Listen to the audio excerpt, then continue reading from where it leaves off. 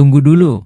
Sebelum lanjut, pastikan kalian menekan tombol subscribe dulu ya, biar kalian gak ketinggalan aksi-aksi seru Boruto. Cerita dimulai ketika Boruto menerima sebuah ramalan aneh. Dalam ramalan itu disebutkan bahwa di masa depan, ia akan memiliki kekuatan yang setara dengan Dewa Otsutsuki, kekuatan besar yang muncul dari dojutsu yang ia miliki, Jogan. Mendengar hal itu, Boruto terdiam cukup lama di hadapan semua orang. Wajahnya tampak bingung dan sedikit cemas. Ia menatap tangannya sendiri lalu bergumam pelan. Kalau memang itu takdirku, bagaimana caranya aku bisa mendapatkan kekuatan sebesar itu? Apa aku harus berubah menjadi seperti mereka? Momoshiki, yang ada di dalam tubuh Boruto, muncul dengan suara tenangnya. Tidak ada yang tahu bagaimana caranya, Boruto, katanya. Bahkan aku pun tidak tahu. Jogan milikmu masih penuh misteri. Leluhurku saja tidak mengerti bagaimana cara merevolusikan dojutsu itu. Boruto menatap kosong ke depan, lalu bertanya dengan nada kesal, kalau begitu, kenapa kalian para Otsutsuki begitu terobsesi dengan Jogan milikku? Kalau kalian sendiri tidak tahu tentang kekuatannya, mengapa kalian terus mengejarku? Momoshiki tersenyum kecil. Kami para Otsutsuki hanya memiliki kemampuan untuk melihat sekilas masa depan. Dari penglihatan itulah kami menentukan banyak hal, termasuk menilai kekuatan yang ada. Para Otsutsuki kelas atas memiliki pandangan masa depan yang lebih luas dan kompleks. Dari situlah aku melihat bahwa Jogamu akan menjadi kekuatan yang sangat luar biasa, mungkin bahkan lebih hebat dari semua yang pernah ada. Boruto terdiam sejenak, lalu berkata lagi, tapi Shibai dan bahkan leluhurmu juga memiliki Jogan, bukan? Mengapa mereka tidak tahu tentang misteri dojutsuku? Bukankah seharusnya Jogan yang mereka miliki sama denganku? Momoshiki menggeleng pelan. Tidak, Boruto. Justru Jogan milikmu berbeda. Sangat berbeda, jawabnya. Semua Otsutsuki menganggap Jogan hanyalah dojutsu cacat, tapi yang kau miliki adalah Jogan yang sempurna. Kami belum pernah melihat yang seperti itu sebelumnya. Itulah kenapa kami penasaran sekaligus takut padamu. Keberadaanmu adalah ancaman bagi banyak Otsutsuki. Boruto menatap wajah Momoshiki dengan penuh rasa ingin tahu. Ia tanpa berpikir keras sebelum akhirnya berkata, kalau begitu, kalau kalian semua tidak tahu apa-apa tentang Joganku, siapa yang benar-benar tahu? Siapa yang bisa menjelaskan apa sebenarnya dojutsu ini? Aku harus menemukan seseorang yang tahu kebenarannya. Momoshiki menjawab dengan tenang, hanya ada satu orang yang benar-benar mengetahui asal dan makna dari Jogan milikmu, yaitu Toneri Otsutsuki. Dialah satu-satunya yang memahami hubungan sebab akibat dari kebangkitan Jogan. Di masa lalu, rival ayahku pernah bekerja sama dengannya dalam misi rahasia. Tujuannya adalah untuk mencari tahu tentang dirimu, bahkan mencoba menemukan cara untuk menghentikan kebangkitan kekuatanmu. Rival ayahku berpura-pura bersahabat dengan Toneri, padahal tujuannya hanya untuk menggali informasi agar bisa menyingkirkanmu. Jadi, jika kau ingin tahu tentang Joganmu, hanya Toneri yang bisa menjelaskannya. Tapi aku ragu dia masih akan selamat di masa depan, karena para Otsutsuki lain pasti akan memburunya. Boruto mengerutkan kening, merasa heran. Kalau begitu, katanya pelan, bagaimana kau bisa tahu semua ini, Momoshiki? Momoshiki menghela napas panjang sebelum menjawab, aku tahu karena aku mendengar langsung dari rival ayahku dulu, saat aku belum memiliki hubungan baik denganmu. Dia memberitahuku bahwa Toneri menyimpan banyak sekali informasi tentang Jogan, lengkap, tanpa ada yang terlewat. Tapi Toneri bukan sosok yang mudah didekati. Dia sangat cerdas dan berhati-hati.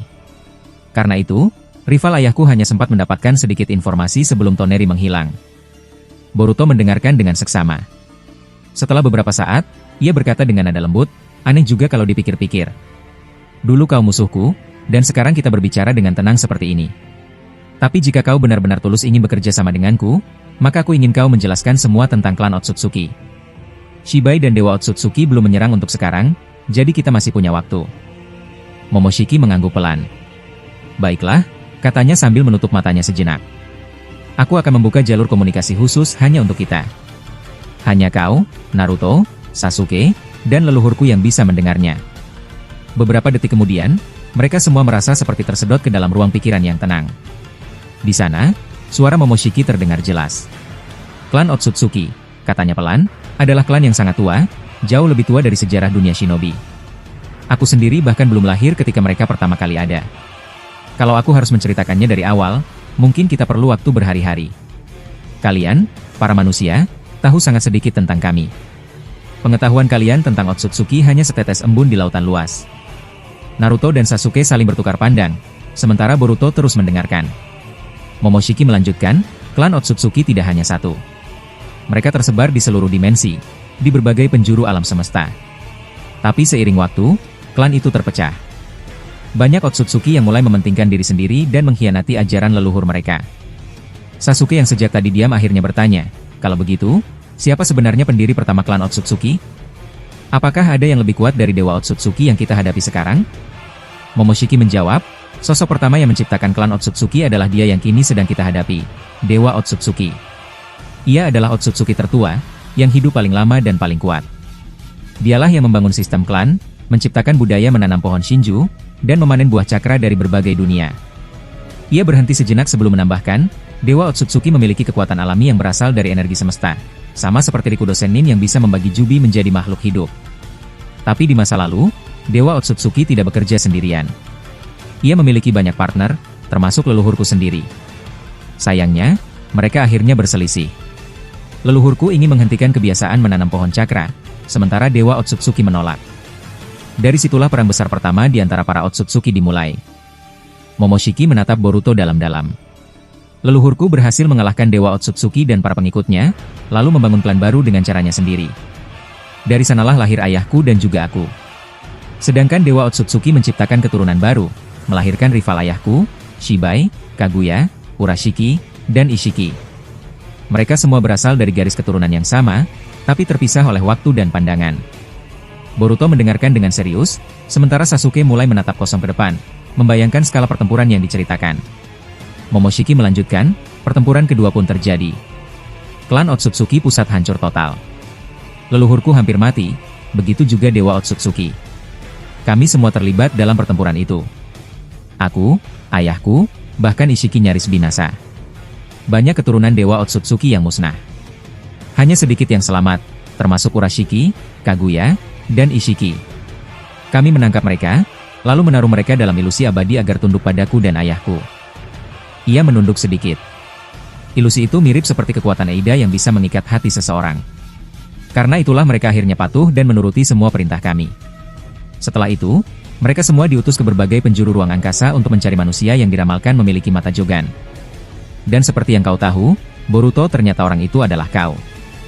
Boruto terdiam cukup lama. Ia memandang ke arah langit, mencoba memahami semua yang baru saja ia dengar. Dalam hatinya, perasaan takut dan tanggung jawab bercampur menjadi satu. Boruto terdiam beberapa saat setelah mendengar penjelasan panjang dari Momoshiki. Namun rasa ingin tahunya yang besar membuatnya akhirnya bertanya lagi, "Kau tadi menyebutkan tentang batu prasasti. Sebenarnya, siapa yang membuat ramalan itu?" Leluhur Momoshiki menghela napas pelan sebelum menjawab, "Kami semua tidak tahu pasti siapa yang menulisnya. Ramalan itu tiba-tiba saja muncul di dalam salah satu ruangan markas besar Otsutsuki. Tidak ada yang melihat kapan atau siapa yang membuatnya. Namun, seluruh anggota klan mempercayainya tanpa keraguan sedikit pun.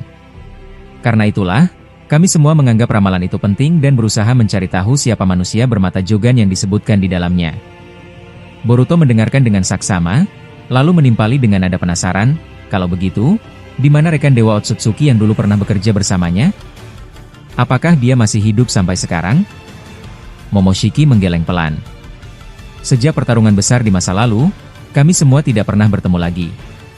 Aku sendiri juga tidak menyangka Dewa Otsutsuki masih hidup hingga saat ini. Tapi aku punya firasat bahwa beberapa rekannya mungkin masih ada di dimensi lain. Ada kemungkinan mereka bersembunyi dan memperkuat diri jauh melampaui kemampuan kita sekarang. Karena di masa lalu, Dewa Otsutsuki sudah berhasil menciptakan lebih dari 10.000 Jubi, tapi semua Jubi itu menghilang tanpa jejak. Jadi aku yakin masih banyak sosok kuat lain yang belum kita ketahui, bahkan mungkin lebih berbahaya dari Dewa Otsutsuki itu sendiri." Naruto yang mendengar pernyataan itu langsung menatap tajam dan berkata dengan nada kaget, "Apa? 10.000 Jubi? Lalu berapa banyak rekan Dewa Otsutsuki di masa lalu yang memiliki kekuatan sebanding dengannya?" Momoshiki menjawab tenang, "Jumlahnya tidak bisa dihitung. Di masa lampau mereka semua setara dalam kekuatan dan kemampuan. Namun sekarang, aku tidak tahu seberapa jauh mereka berkembang. Kemungkinan besar mereka masih hidup dan terus berevolusi di luar jangkauan kita." Sasuke yang sejak tadi mendengarkan kemudian ikut berbicara. Ia menatap Momoshiki dengan serius dan bertanya, "Kalau begitu, apakah ada kemungkinan mereka akan kembali bekerja sama dengan Dewa Otsutsuki? Bisakah kalian, para Otsutsuki, melihat masa depan yang berkaitan dengan hal itu?" Leluhur Momoshiki menjawab dengan nada berat, "Tidak. Aku tidak bisa melihat masa depan mereka. Sepertinya mereka telah menyegel diri mereka sendiri agar tidak bisa terdeteksi oleh penglihatan masa depan milikku. Itu sebabnya tidak ada seorang pun yang tahu di mana mereka berada atau apa yang mereka rencanakan. Tapi menurutku, daripada kita terus memikirkan kemungkinan yang belum pasti, lebih baik kita fokus pada hal yang bisa kita lakukan sekarang. Kita harus menghadapi Dewa Otsutsuki dan Shibai secepat mungkin, sebelum mereka sempat memperluas kekuatan mereka. Jika keduanya mati, kita bisa menghindari banyak risiko di masa depan. Setelah mendengar hal itu, suasana di antara mereka menjadi hening. Semua orang menyadari besarnya ancaman yang sedang mereka hadapi. Akhirnya, mereka sepakat untuk menghentikan pembicaraan dan kembali menatap medan pertempuran tempat Shibai dan Dewa Otsutsuki berada. Sementara itu, di lokasi yang sangat jauh dari mereka, Madara sedang bertarung melawan para Otsutsuki yang tak kunjung habis. Jumlah mereka masih tetap 147 orang, sama seperti sebelumnya. Madara berdiri tegap dengan napas berat, lalu menghembuskan serangan angin bercampur petir yang menyambar ke arah musuh-musuhnya. Serangan itu melesat cepat seperti kilat, namun salah satu Otsutsuki mengangkat tangannya dan mengubahnya menjadi baja keras untuk menahan serangan itu. Benturan besar pun terjadi, menghasilkan gelombang energi yang mengguncang area pertempuran. Namun sebelum Madara sempat melancarkan serangan berikutnya, satu Otsutsuki lain tiba-tiba mengubah tubuhnya menjadi air. Tubuh cair itu kemudian menyebar ke seluruh medan, membentuk gelombang besar seperti danau yang langsung menelan Madara ke dalamnya. Ternyata, Otsutsuki itu memiliki kemampuan memanipulasi air dari tubuhnya sendiri, mirip dengan teknik yang pernah dimiliki Suigetsu dan Kisame. Air yang menelan Madara berubah bentuk menjadi ribuan jarum tajam yang menyerangnya dari segala arah. Madara berusaha menyerap serangan itu, tapi jumlahnya terlalu banyak dan kecepatannya luar biasa. Meski begitu, Madara tidak tinggal diam. Dengan kekuatan Rinnegan-nya yang istimewa, ia menirukan jutsu milik Otsutsuki itu dan menciptakan serangan yang sama, ribuan jarum air yang tajam dan berbahaya. Jarum-jarum itu melesat cepat dan menembus tubuh 5 Otsutsuki hingga menancap di leher mereka. Setelah itu, Madara menggunakan kekuatannya untuk mengubah air yang menancap tersebut menjadi racun yang menyebar ke seluruh tubuh mereka. Saat kelima Otsutsuki itu melemah, 2 Otsutsuki lain tiba-tiba muncul dari udara dan menyerang secara bersamaan. Mereka menciptakan pusaran api berwarna kuning yang berputar cepat seperti tornado besar, menghisap apapun di sekitarnya. Madara hampir tertelan ke dalam pusaran itu, tetapi dengan cepat ia menggunakan kemampuan Rinnegan Dewa Otsutsuki untuk menukar takdirnya dengan salah satu musuh. Seketika, posisi mereka tertukar, dan Otsutsuki yang malang itu justru terperangkap di dalam pusaran api miliknya sendiri, berteriak kesakitan hingga lenyap terbakar. Madara tidak menyia-nyiakan kesempatan itu. Ia mengeluarkan jurus Suirono Jutsu, bola air berputar yang mendorong target dengan kecepatan tinggi. Bola air itu menghantam Otsutsuki yang terbakar dan membuat tubuhnya meledak di udara. Madara lalu menarik 5 Otsutsuki yang sudah lemah akibat serangan jarum air dengan satu gerakan tangannya, mengangkat mereka ke udara, dan melemparkannya ke arah Otsutsuki yang terbakar tadi. 6 Otsutsuki itu jatuh bersamaan, sementara sekitar 100 lainnya berusaha terbang untuk menolong mereka. Namun Madara sudah siap. Ia memusatkan kekuatannya dan melancarkan jurus Tomogoroshi no Haikotsu. Cahaya putih melesat, dan 6 Otsutsuki yang menjadi target langsung berubah menjadi abu. Para Otsutsuki yang tersisa menatap kaget. Salah satu dari mereka berteriak, dia bisa menggunakan Tomogoroshi no Haikotsu. Bagaimana bisa manusia sepertinya mampu menggunakan teknik itu? Ketakutan dan kebingungan pun menyelimuti 141 Otsutsuki yang tersisa, sementara Madara berdiri di tengah kepulan debu, menatap mereka dengan tatapan tenang yang justru terasa mengancam. Beberapa Otsutsuki terlihat berbicara di antara mereka setelah menyaksikan kekuatan besar Madara.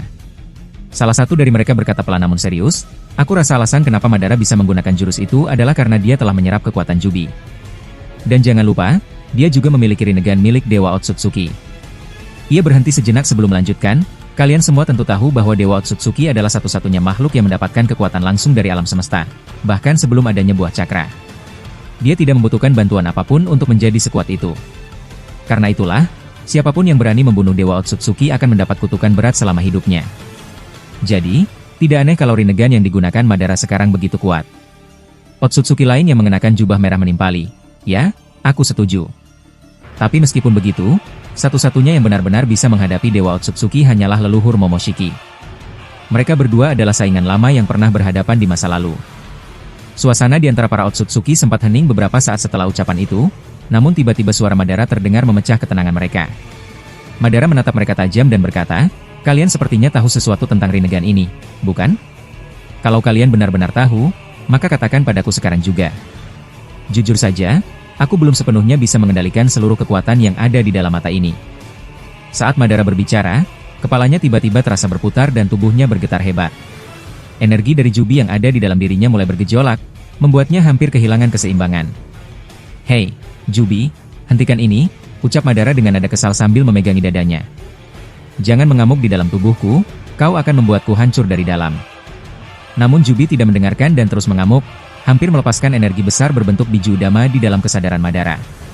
Dalam keadaan terdesak, Madara menatap ke dalam dirinya sendiri dengan Rinnegan miliknya, dan seketika tatapan itu membuat Jubi berhenti.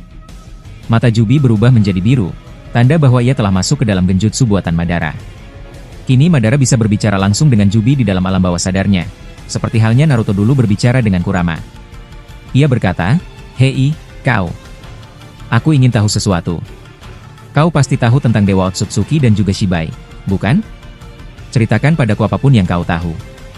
Karena aku tahu kau pernah berada di dekat mereka." Untuk pertama kalinya, Jubi berbicara. Suaranya berat, dalam, dan menggema di ruang kesadaran itu. "Maafkan aku, Tuan Madara," katanya perlahan. "Menjelaskan semuanya akan memakan waktu yang sangat lama. Bisakah kau memperjelas pertanyaanmu?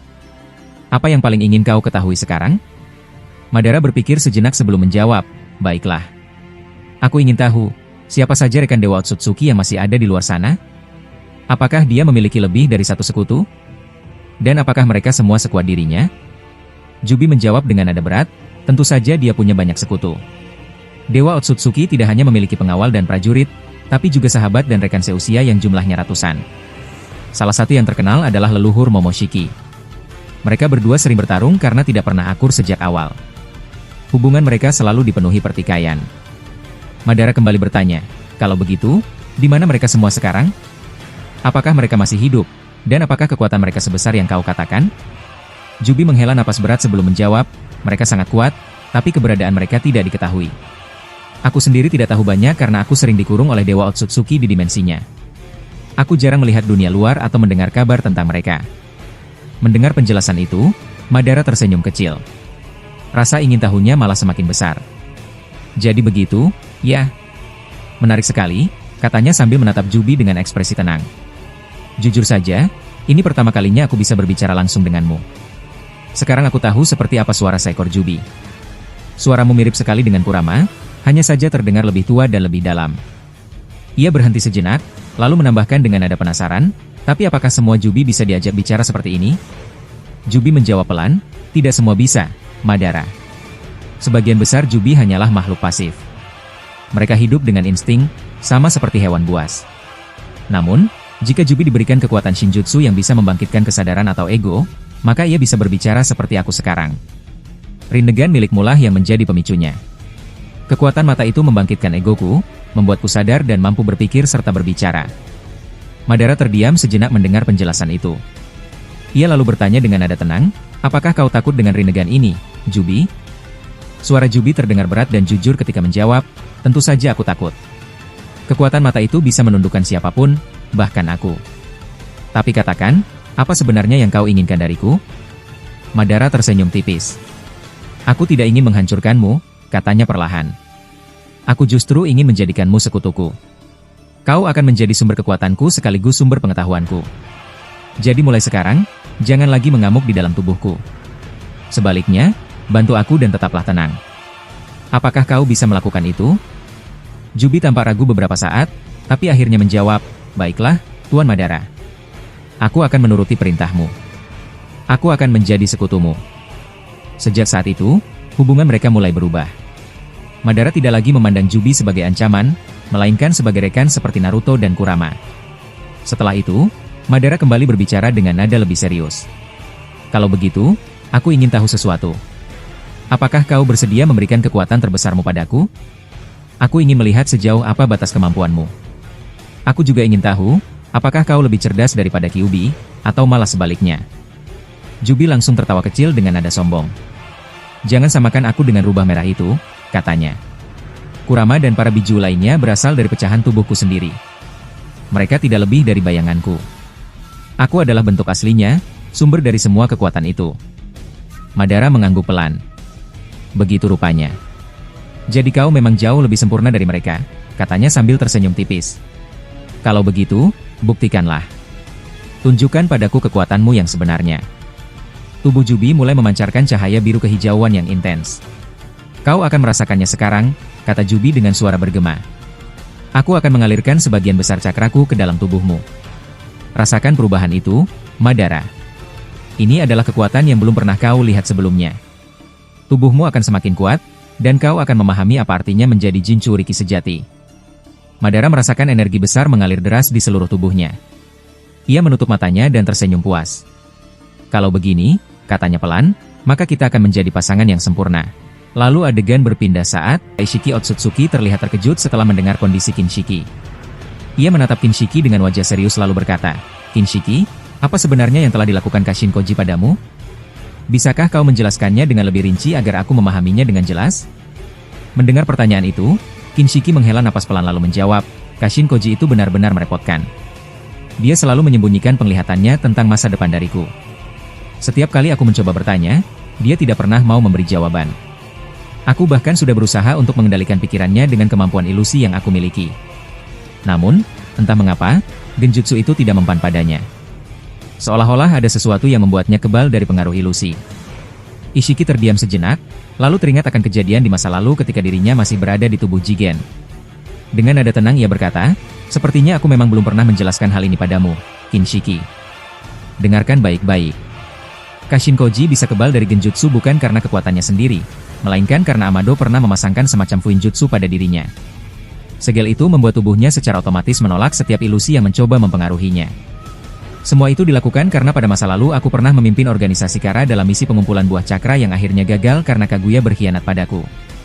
Saat itu, aku membutuhkan anggota dengan kekuatan tempur yang luar biasa. Aku mengambil sel Shibai dari tubuh lamanya yang sudah ia tinggalkan setelah berevolusi menjadi dewa. Sel-sel itu kupasangkan pada anggota Kara agar mereka semua memiliki kekuatan besar. Namun, aku tidak menyangka bahwa Kashin Koji justru akan berbalik menjadi musuhku sekarang.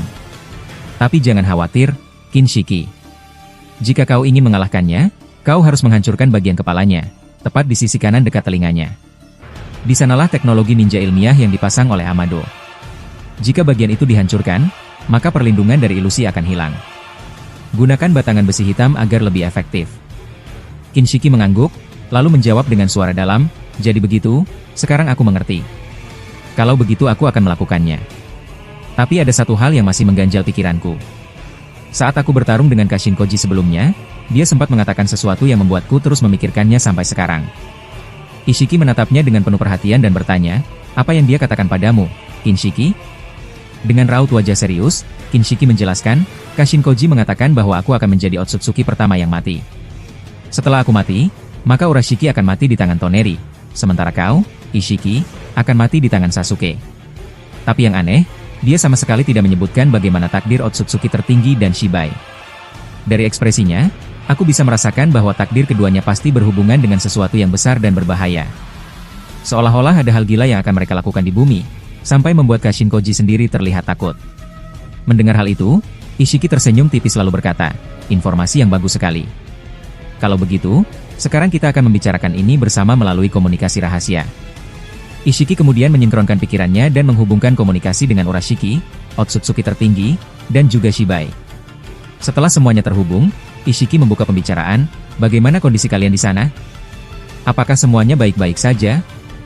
Urashiki terdengar lebih dulu menjawab dengan nada percaya diri, Ishiki-senpai, tentu saja aku baik-baik saja.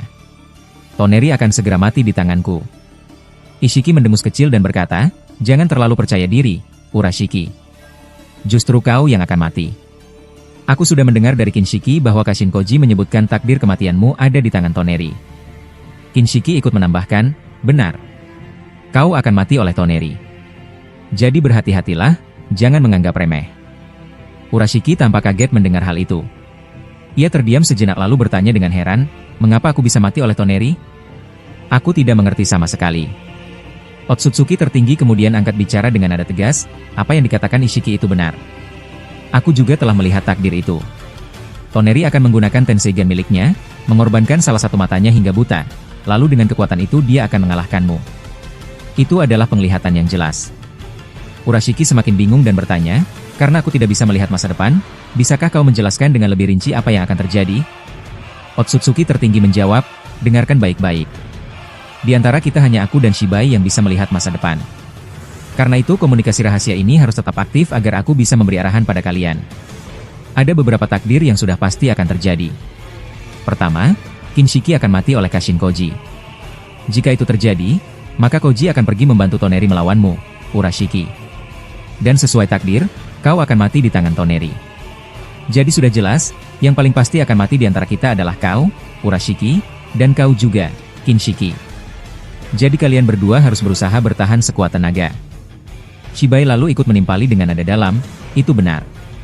Kalian berdua harus tetap berhati-hati. Aku dan Otsutsuki tertinggi melihat hal yang sama. Takdir ini jelas terlihat, dan sebenarnya Kashin Koji juga melihat hal yang sama. Intinya, kita semua tahu apa yang akan terjadi, tapi kita masih bisa mencoba mengubah strategi agar takdir itu tidak terjadi persis seperti yang terlihat. Ishiki kemudian menoleh ke arah Shibai dan bertanya, apa maksudmu dengan sesuatu yang besar akan segera terjadi? Aku belum mengerti maksud ucapanmu tadi. Shibai menjawab dengan tenang, begini. Aku dan Otsutsuki tertinggi sama-sama melihat bahwa leluhur Momoshiki akan segera turun ke dunia ini. Itu artinya, kalian harus tetap hidup agar kita bisa menghadapi mereka bersama. Otsutsuki tertinggi menambahkan dengan nada geram, ya, itu benar. Aku juga melihatnya. Musuh abadiku akan datang lagi. Aku tidak menyangka harus melawannya sekali lagi. Dia benar-benar menyebalkan. Ishiki terkejut dan bertanya, apakah dia juga akan datang ke sini? Otsutsuki tertinggi menjawab tegas, ya, dia pasti datang untuk membantu Momoshiki. Karena itu, kita harus bersiap. Aku tidak suka jika klan Otsutsuki terus terpecah seperti sekarang. Urashiki sempat menyahut dengan suara ragu, jadi dia benar-benar akan datang ke sini? Rasanya menakutkan. Jangan-jangan sejarah kelam di masa lalu akan terulang lagi? Mendengar itu, Otsutsuki tertinggi langsung menegurnya. Urashiki, hentikan sifat pengecutmu. Aku tidak suka mendengarnya. Sekalipun dia datang, kita harus menghadapinya bersama-sama dan menghabisinya. Kinshiki kemudian menambahkan, itu benar. Apapun yang terjadi, kita harus tetap berusaha mengubah klan Otsutsuki agar tidak lagi terbagi dua. Jika terus terpecah seperti ini, maka kita hanya akan terus bertarung tanpa henti. Otsutsuki tertinggi lalu menjelaskan lebih panjang, ya, akar masalah ini sebenarnya sudah ada sejak lama. Di masa lalu, klan Otsutsuki sebenarnya baik-baik saja. Leluhurku dan leluhur Momoshiki awalnya hidup berdampingan dan bekerja sama. Namun, karena perbedaan dalam kekuatan dan kekuasaan, mereka akhirnya bertarung. Pertarungan itu terus diwariskan hingga akhirnya turun kepadaku. Dari awal, klan ini memang sudah pecah menjadi dua kubu. Ditambah lagi muncul ramalan tentang kehancuran klan Otsutsuki oleh manusia bermata Jogan, membuat perpecahan ini semakin dalam. Karena itu, aku bertekad untuk melenyapkan seluruh keturunan Momoshiki, termasuk Boruto dengan Jogannya. Setelah itu, kita akan membangun ulang klan Otsutsuki dengan kekuatan kita sendiri tanpa campur tangan leluhur Momoshiki maupun manusia. Shibai tersenyum tipis dan berkata, aku menyukai caramu berpikir, Otsutsuki tertinggi. Tujuan kita memang sederhana. Pertama, melenyapkan Boruto dan aliansi shinobi sampai bumi hancur. Kedua, melenyapkan Momoshiki dan leluhurnya. Dengan begitu, klan Otsutsuki akan aman dan tidak lagi terganggu oleh siapapun. Ishiki Otsutsuki menatap ke arah Otsutsuki tertinggi dengan wajah penuh semangat. Ia berkata, aku sudah tidak sabar ingin segera bertarung dengannya. Katakan padaku, kapan dia akan datang ke planet bumi? Aku ingin memastikan semuanya dengan cepat. Otsutsuki tertinggi menjawab dengan nada tenang, aku sendiri tidak tahu secara pasti kapan waktunya. Namun dengan penglihatan masa depanku, aku bisa memastikan bahwa dia pasti akan datang ke sini. Jadi cepat atau lambat, pertemuan itu akan terjadi. Urashiki yang sejak tadi memperhatikan langsung menyela dengan pertanyaan, kalau begitu, apakah Kashin Koji juga mengetahui hal ini?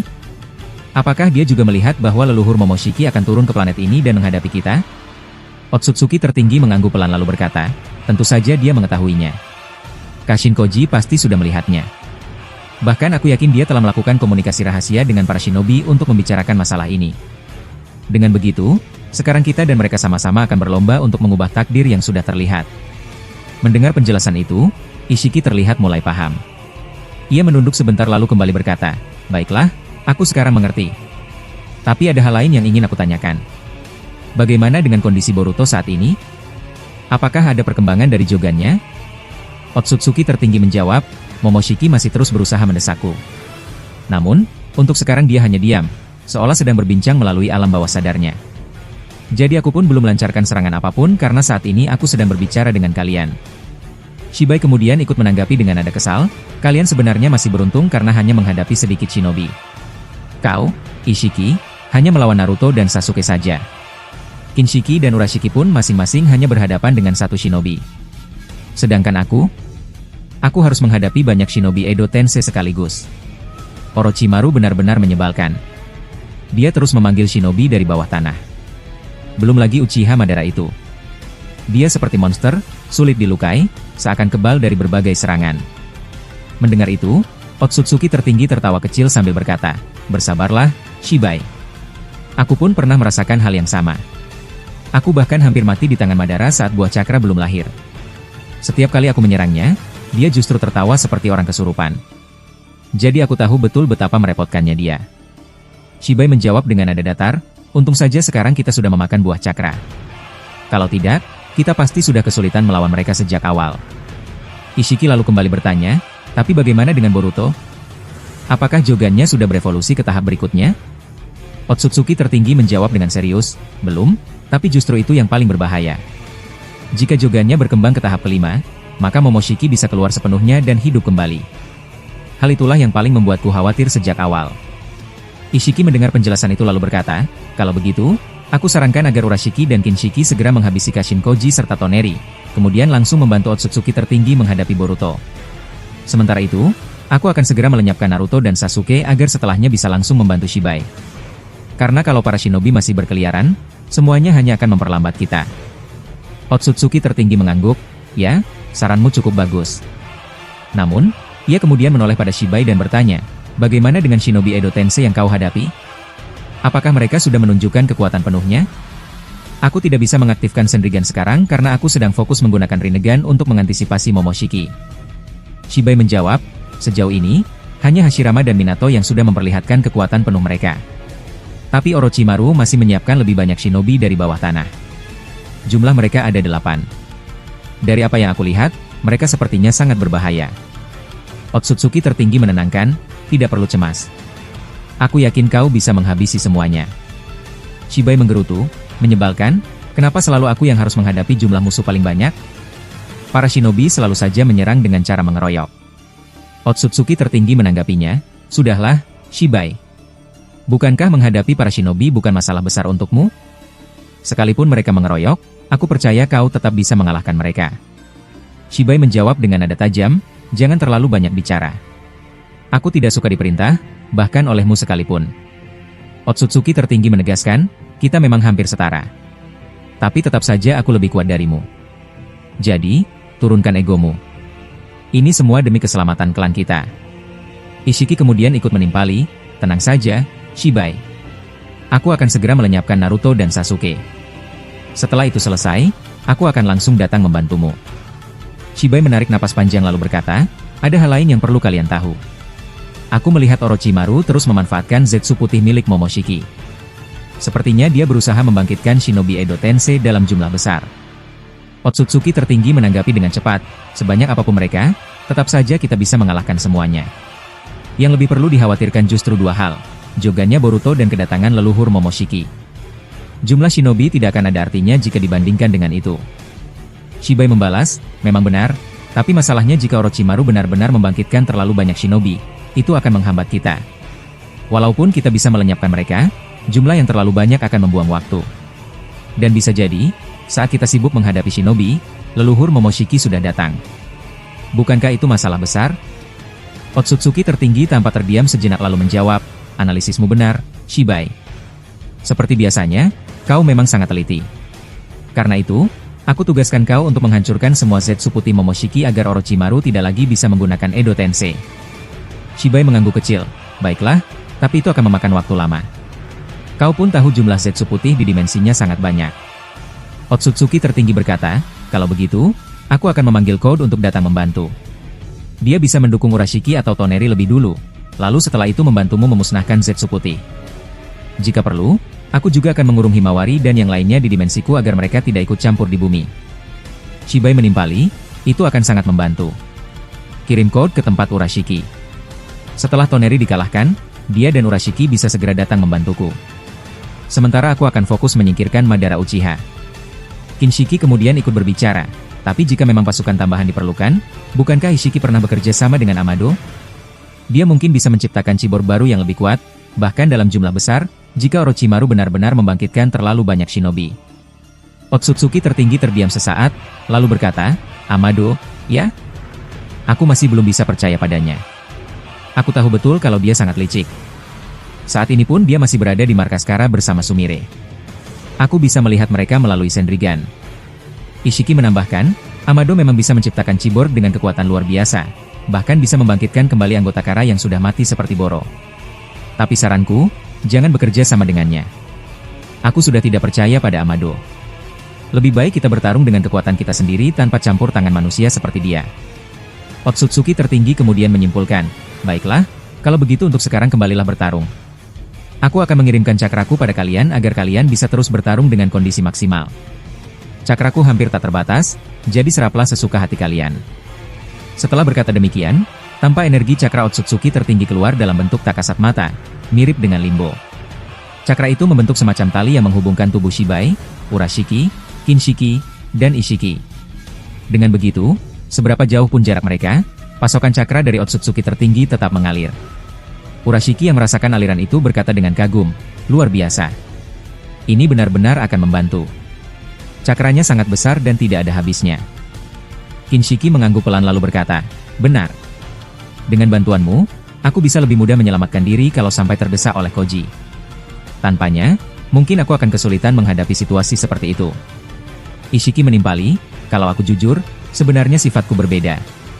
Aku tidak begitu suka menerima bantuan seperti ini. Rasanya membuatku terlihat lemah, seperti Otsutsuki yang tidak mampu berdiri sendiri. Tapi bagaimana lagi, aku tidak bisa menolak perintahmu. Aku harus mengalahkan rasa egoku sendiri untuk saat ini.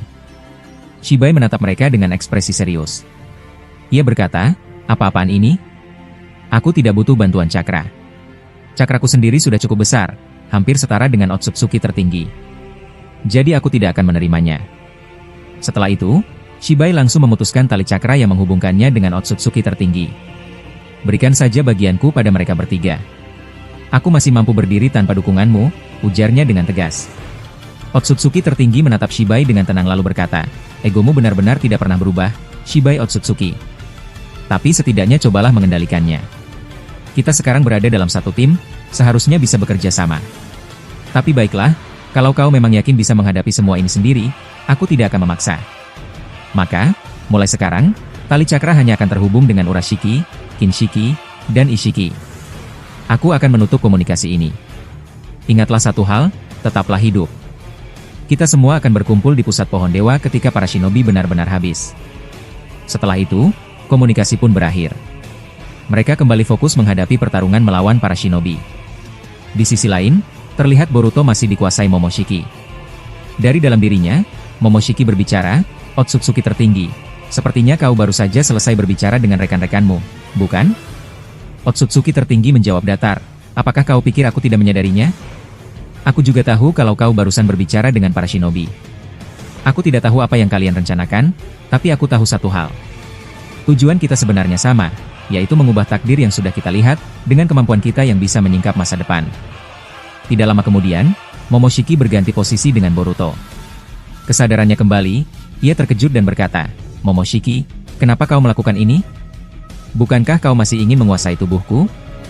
Momoshiki menjawab dengan nada serius, sudahlah, ikuti saja arahanku. Aku tetap bisa membimbingmu dari alam bawah sadar. Kali ini aku punya rencana. Hal yang terpenting adalah kau mengaktifkan karmamu. Tujuan kita hanya satu, yaitu menarik Otsutsuki tertinggi masuk ke dalam dimensiku. Kekuatan yang aku miliki terlalu besar untuk digunakan di planet ini. Jika kupaksakan, bumi bisa hancur terbelah. Mendengar hal itu, Boruto langsung mengaktifkan karmanya dan memanggil Kawaki. Kawaki! Kemarilah, jangan dulu pergi ke tempat ayahku. Aku butuh bantuanmu sekarang. Kawaki yang mendengar panggilan itu segera berbalik dan mendekat. Ia bertanya, Boruto, kau sudah sadar? Bagaimana dengan Momoshiki?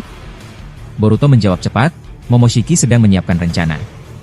Katanya kita harus mendesak Otsutsuki tertinggi sampai dia terluka. Setelah itu, Aku akan menyerapnya ke dalam portal dimensi yang sudah disiapkan Momoshiki. Kawaki mengangguk. Baiklah. Jadi begitu rencananya. Kalau begitu, kita harus segera bertindak. Mereka berdua lalu mengaktifkan karma secara bersamaan. Jougan dan Kokugan mereka terlihat bersinkronisasi. Otsutsuki tertinggi yang menyaksikan hal itu tersenyum tipis, lalu berkata, "Bagus. Cobalah serang aku sekarang, kalau kalian memang mampu." Boruto segera menggunakan rasengan Uzuhiko, lalu melempar banyak logam kecil dan kunai ke berbagai arah. Di sisi lain, Kawaki menciptakan ratusan batang besi hitam berukuran kecil seperti jarum. Jumlahnya sangat banyak hingga Otsutsuki tertinggi tidak bisa mendeteksinya dengan mudah. Boruto menyalurkan cakranya pada batang besi hitam itu. Dengan begitu, ia bisa berpindah dari satu batang ke batang lain, mirip seperti teknik teleportasi Hiraishin milik Minato. Kawaki lalu mengecilkan tubuhnya dan bergerak cepat ke belakang Otsutsuki tertinggi. Namun, sebelum sempat menyerang, Otsutsuki tertinggi mengeluarkan teknik dorongan gravitasi mirip Shinra Tensei, membuat Kawaki terpental jauh. Boruto muncul dari depan dengan rasengan Uzuhiko aktif dan menghantam dada Otsutsuki tertinggi. Asap tebal muncul, namun Otsutsuki tertinggi segera memanggil akar pohon dewa. Akar itu mengibaskan tubuh Boruto hingga terlempar keras ke tanah. Saat Otsutsuki tertinggi hampir menginjak Boruto, ia berhasil menyelamatkan diri dengan berpindah ke salah satu batang besi hitam yang sudah diberi cakra. Otsutsuki tertinggi kembali mengejarnya dengan kecepatan tinggi, tapi Boruto terus berpindah ke berbagai batang besi hitam untuk menghindar. Otsutsuki tertinggi berseru, "Apakah kau hanya ingin berlarian seperti ini? Hadapi aku langsung, Boruto, jangan kabur terus." Saat itu, Kawaki tiba-tiba muncul dari atas dan melepaskan ledakan cakra dari karmanya. Tapi serangan itu dipantulkan, membuat Kawaki terpental keras. Boruto segera berteleportasi untuk menangkapnya. "Kawaki, kau baik-baik saja?" tanya Boruto khawatir. Kawaki menjawab dengan napas terengah, "Ini gila. Apakah Otsutsuki tertinggi punya kemampuan seperti Shibai? Serangan karma dariku saja bisa dipantulkan." Boruto mengangguk, sepertinya begitu. Dia punya kekuatan refleksi. Ini membuatnya semakin sulit dilawan. Kawaki bertanya lagi, "Lalu bagaimana dengan strategi Momoshiki? Apakah dia memberimu solusi lain?" Boruto menjawab, "Momoshiki hanya bilang kita harus terus menekannya. Jika dia benar-benar terluka, saat itulah aku akan menghisapnya ke dalam portal dimensi." Kawaki pun menutup area pertempuran dengan banyak kubus merah di setiap sudut. Kubus itu dilengkapi sensor cakra, membuat Otsutsuki tertinggi tidak bisa bersembunyi atau mengecilkan tubuhnya. Setelah itu, Boruto mengaktifkan Jougan tahap keempat. Ia menyerang Otsutsuki tertinggi dengan pedang Kusanagi. Otsutsuki tertinggi menahan pedang itu dengan tangannya. Boruto berusaha menariknya kuat-kuat, berharap bisa melukainya, namun telapak tangan Otsutsuki tertinggi tidak tergores sedikit pun. Otsutsuki tertinggi lalu memukul Boruto dengan lapisan cakra Shinjutsu. Boruto melempar Kusanagi ke belakang, lalu berteleportasi ke arah pedang itu. Dengan cepat, ia menghantam punggung Otsutsuki tertinggi dengan Chodama rasengan. Di saat bersamaan, Kawaki menyerang dari depan dengan tangan yang berubah menjadi cakar besar. Ia berusaha menancapkannya ke dada Otsutsuki tertinggi. Namun serangan itu menembus begitu saja, seolah tubuh Otsutsuki tertinggi tidak bisa disentuh, mirip dengan kemampuan Obito. Boruto terkejut dan berteriak, "Apa? Tubuhnya bisa tembus begitu? Ini benar-benar gila."